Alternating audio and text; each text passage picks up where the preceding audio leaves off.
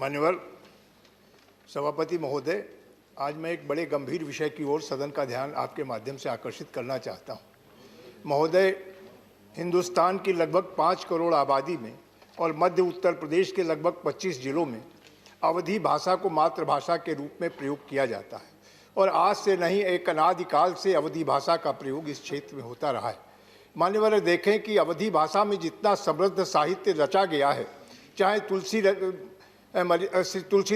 तुलसीदास जी द्वारा रचित मर्यादा पुरुषोत्तम राम जी के जीवन से जुड़ी हुई रामचरितमानस हो, चाहे हनुमान चालीसा हो, चाहे तब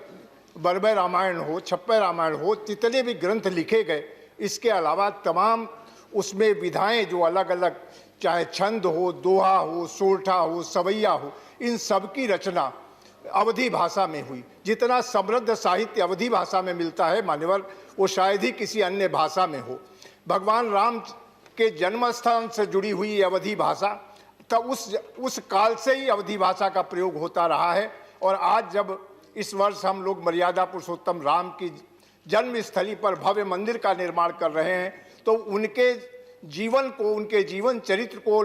हिंदुस्तान नहीं बल्कि दुनिया के जनमानस से जोड़ने के लिए अवधी भाषा का जो योगदान है, जो तुलसीदास जी ने अवधी भाषा में रामचरितमानस की रचना करके भगवान राम को जन जन तक पहुंचाने का काम किया है, तो आपसे आग्रह है, एक ऐसे समय पर जब भव्य राम मंदिर का निर्माण हो रहा है 500 वर्षों के बाद, तो अवधी भाषा को संविधान की